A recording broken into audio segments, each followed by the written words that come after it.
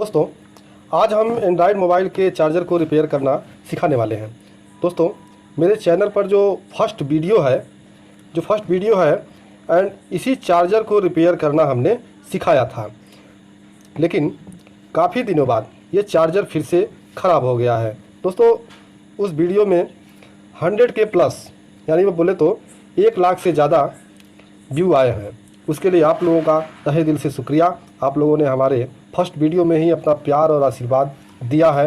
तो चलिए आज फिर से इस चार्जर को हम रिपेयर करें। तो जैसा कि आप देख सकते हैं, इस चार्जर का जो ये चार्जिंग वाला पिन है ये इस तरह का है, गोल पिन नहीं है। ये विदेशी चार्जर है, विदेशी मोबाइल का। और अपने यहाँ यूज करने के लिए इस तरह का एक कन्वर्जन प्लग लगा के फिर हम इसे यूज करते हैं। तो जैसे यहाँ लगा के आइए हम एक बार इसको चेक कर देते हैं कि हमारा चार्जर ये फिर से ख़राब हो चुका है। तो यहाँ हम इसको प्लग इन करते हैं सीरीज बोर्ड में। तो यहाँ देखिए, इसमें कोई भी इंडिकेटर हमारा नहीं चल रहा है। तो हम यहाँ मोबाइल का अपना डाटा केबल यहाँ लगाते हैं। देखिए, कोई भी इंडिकेशन नहीं है, ना ही मोबाइल में ना ही हमारे चार्जर में। तो हम मोबाइल को हटा देते हैं, साइड कर देते हैं और इस चार्जर को भी यहाँ से निकाल के इस बोर्ड को साइड कर देते हैं। इसको यहाँ से निकाल के अब हमें इसे खोलना है। तो खोलने के लिए यहाँ देखिए दोनों ओर से लॉक पे ये बैठाया गया है।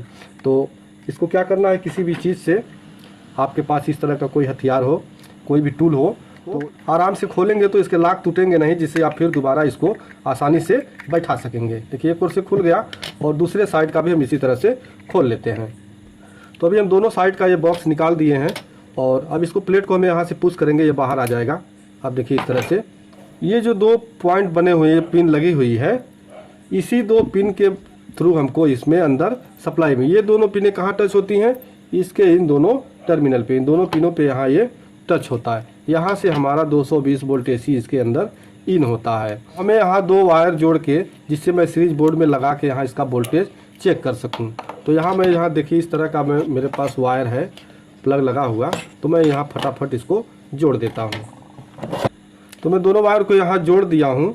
तो अक्सर इसलिए मैं जोड़ के यहाँ चेक करवाना चाहता हूँ क्योंकि जानते हैं कि हमारा चार्जर कभी कभी सही होता है और ये USB के जो पिन होते हैं ये हिल जाते हैं, जिसके कारण भी हमारा चार्जर चार्ज नहीं करता है। तो सबसे पहले हम क्या करेंगे, इस जो USB का पिन है, यहाँ आप देख सकते हैं, एक पिन ये है और एक पिन ये है।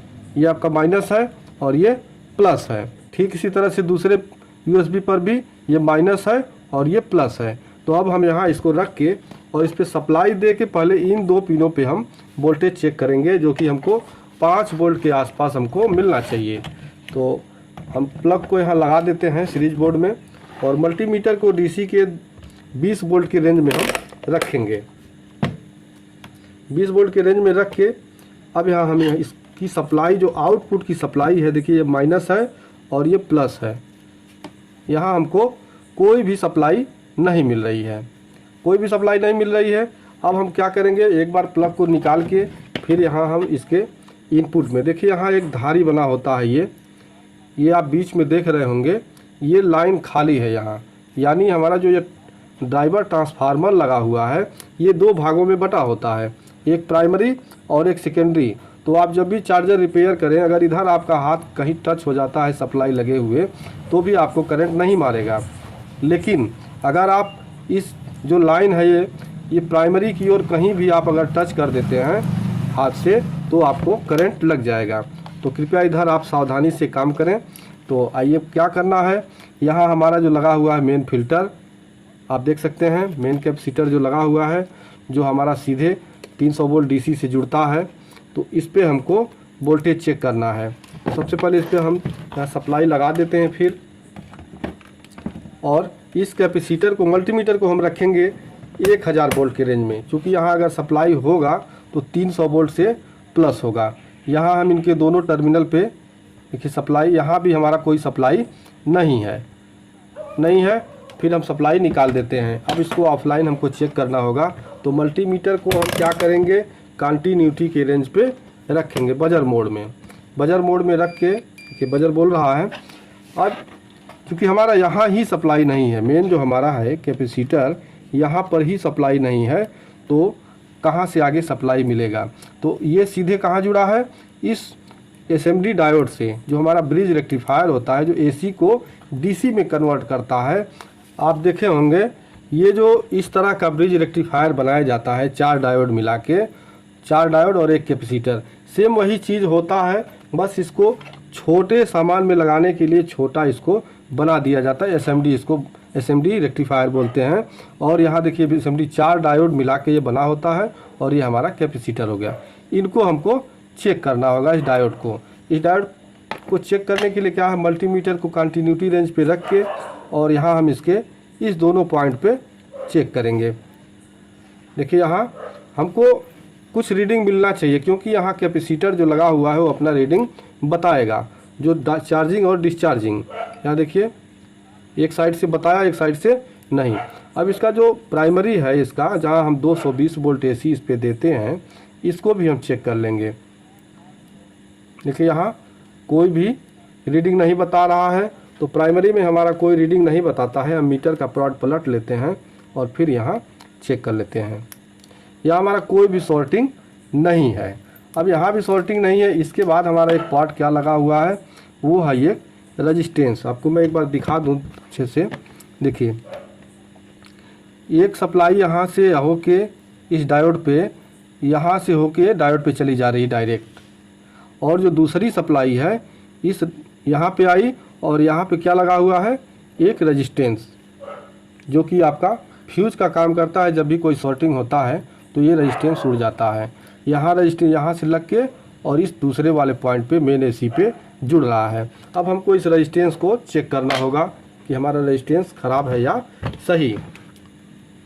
तो रेजिस्टेंस को चेक करने के लिए आप बजर मोड में ही रख के और इसके दोनों पॉइंट पे, एक पॉइंट यहाँ और दूसरा यहाँ। दोस्तों बहुत कम ओम का रेजिस्टेंस होता है। इसको अगर आप बजर मोड में चेक करते हैं तो बीप की आवाज़ आनी चाहिए, जबकि यहाँ ना कोई बीप की आवाज़ है ना ही कोई रीडिंग है। तो ये दोस्तों ये हमारा रेजिस्टेंस ओपन हो चुका है, और ओपन का मतलब आप समझ लीजिए कि रेजिस्टेंस हमारा ख़राब हो गया। चूँकि रेजिस्टेंस कभी शॉर्ट नहीं होता, रेजिस्टेंस कभी शॉर्ट नहीं होता, या तो उसकी वैल्यू बढ़ जाती है या फिर ये ओपन हो जाता है। तो हमारा रेजिस्टेंस ओपन हो गया, इसको हम बाहर निकालते हैं। तो रेजिस्टेंस को हम बाहर निकाल दिए हैं। ये रेजिस्टेंस मेरा ख़राब है और इसको मैं साइड रख दे रहा हूँ। इसके पिनों को थोड़ा साफ़ कर लेते हैं। दूसरा रेजिस्टेंस हम चेक करके लगाएंगे। तो दूसरा रेजिस्टेंस मैं ले लिया हूँ। ये दूसरा जो रेजिस्टेंस है मेरे पास, ये 3.3 ओम का है। आप देख सकते हैं ये 3.3 ओम का रेजिस्टेंस मेरे पास है। लगाने से पहले किसी भी पार्ट को जो आप लगाते हैं तो उसके सबसे पहले चेकिंग ज़रूर करें, चाहे नया हो या पुराना हो। तो देखिए यहाँ बीप की आवाज़ दे रहा है और 2 तक का रीडिंग भी दे रहा है। तो ये फ्यूजेबल जो रेजिस्टेंस, कम ओम के रेजिस्टेंस होते हैं, ये बीप की आवाज़ देते हैं। दोस्तों रेजिस्टेंस में कोई भी प्लस और माइनस नहीं होता है। आप इसको चाहे ऐसे लगाइए या इसको पलट के ऐसे लगाइए, इसमें कोई भी प्रॉब्लम नहीं है। आप किसी भी साइड से इसको लगा सकते हैं। तो ऐसे मोड़ के हम इसको यूँ लगा देते हैं। तो दोस्तों मैं रेजिस्टेंस यहाँ लगा चुका हूँ, आप देख सकते हैं। रेजिस्टेंस नया वाला मैं लगा दिया हूँ। अब इस पर हम सप्लाई देके चेक करते हैं। तो फिर इसको सीरीज बोर्ड में हम कनेक्ट करते हैं। दोस्तों अब इसका वोल्टेज हम सबसे पहले आपको यहाँ दिखा दें। इस कैपेसिटर पे 1000 वोल्ट डीसी के रेंज में रख के और इस कैपेसिटर पे हम चेक करते हैं सप्लाई। देखिए 337 वोल्ट हमको अब आने लगा, यानी हमारा यहाँ जो डीसी है वो आने लगा। अब आउटपुट पे हम वोल्टेज चेक करते हैं। आउटपुट चेक करने के लिए आपको मल्टीमीटर को 20 वोल्ट की रेंज में रखना होगा। और यहाँ देखिए ये माइनस है। अब इसको हम हाथ में नहीं उठाएंगे क्योंकि करंट लगा हुआ है इसमें। तो यहाँ पे माइनस करेंगे और यहाँ प्लस। देखिए 4.98 यानी 5 वोल्ट के लगभग एक करंट हमको दे रहा है। ठीक इसके दूसरे पिन पर भी चेक कर लेते हैं। ये दूसरा यूएसबी लगा हुआ है, यहाँ भी देखिए हमारा सेम वोल्टेज आ रहा है। अब थोड़ा सा ऐसे मैं आपको उठा के दिखा दूं। देखिए यहाँ एलईडी भी जल रहा है। तो अब हम यूएसबी केबल कनेक्ट करके मोबाइल को चार्ज करके देखेंगे। तो हमने मोबाइल को यहाँ रख लिया है और इसकी सप्लाई हम निकाल देते हैं एक बार, क्योंकि ऐसे लगाने में दिक्कत है, करंट लग सकता है। सप्लाई निकाल दिए हैं और इसके यूएसबी में मैं कनेक्ट कर दे रहा हूँ। अभी आप देखिए यहाँ चार्ज हमारा ये करने लगा। इसको मैं ऑफ़ करके एक बार इसका स्क्रीन ऑफ करके फिर मैं चार्जर यहाँ देखिए निकाल के, इस चार्जर का पिन निकाल के इसको ऑफ़ कर दें। अभी देखिए काम करने लगा अच्छी तरह से। तो आइए इसके वायर को हम हटा के और फिर इसके बॉडी में फिट कर देते हैं। इसको बांधने के लिए यहाँ देखिए इस तरह से हम ऐसे रखेंगे और इसका जो जगह बना हुआ है जाके एकदम आराम से ये फिर फिट हो जाएगा और फिर इसके बॉडी को हम यहाँ फिट कर देते हैं। तो आप देख सकते हैं इसको हमने पूरी तरह से फिर फिट कर दिया है और यहाँ लाइन में लगा, बिजली में लगा के इसको हम चेक करेंगे। लेकिन उससे पहले हमको ये कन्वर्जन प्लग हमको लगाना पड़ेगा। तो कन्वर्जन प्लग लगा के हम यहाँ इसको सॉकेट में लगा देते हैं। इसका एलईडी आपको शायद न दिख रहा हो, क्योंकि इसकी जो एलईडी है वो वाइट कलर की है, जल रही है, इसलिए आपको इसका रोशनी हो सकता है न दिखाई दे। और मैं यहाँ मोबाइल का चार्जिंग एक केबल लगा के आपको दिखा देता हूँ। ये देखिए मेरा मोबाइल चार्ज होने लगा। तो इस तरह से आप किसी भी चार्जर को, कुछ इस तरह के जो फॉल्ट होते हैं उनको आसानी से आप रिपेयर कर सकते हैं। बट आप जब भी कोई चार्जर खोलें तो पूरी सावधानी से उसका रिपेयरिंग करें, नहीं तो आपको करंट लग सकता है। तो उम्मीद करता हूँ आपको वीडियो पसंद आया होगा। पसंद आए तो वीडियो को लाइक करिएगा। तो मिलते हैं नेक्स्ट वीडियो में, तब तक के लिए जय हिंद, वंदे मातरम।